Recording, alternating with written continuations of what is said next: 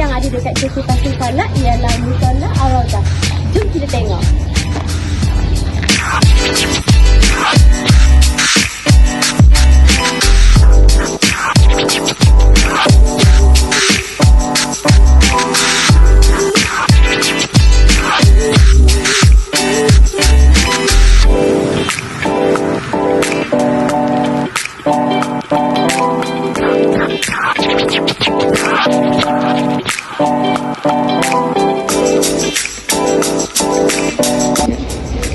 Selain itu juga, KK Pasir Salak ni pun ada sediakan kemudahan transport seperti bas Kulish.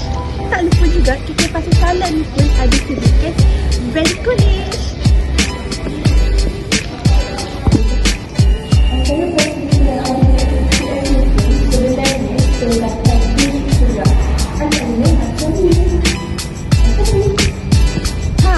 Mana-mana student yang perlukan tempat rehat, sekolah ini juga telah menyediakan beberapa pondok rehat seperti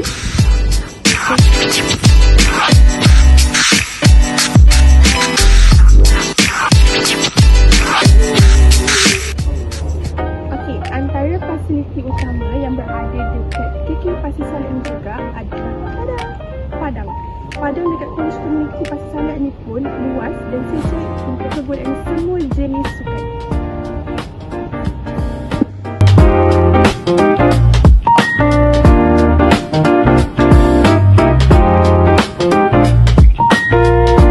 Kolej Komuniti Pasir Salak telah menyediakan kemudahan wang parking untuk para pelajar.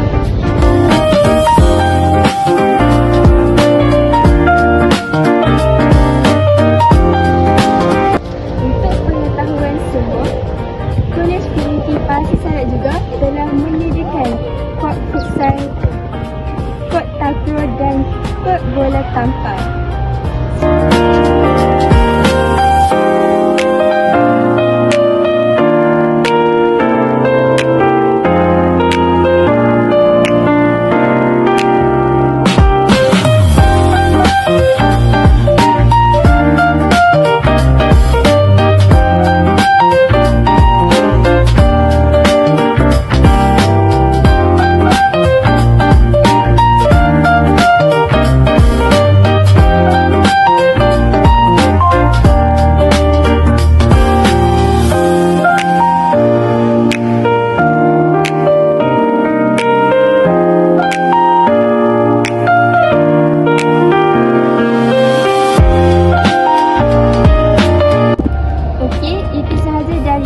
Daripada kami, jangan lupa like, subscribe and share.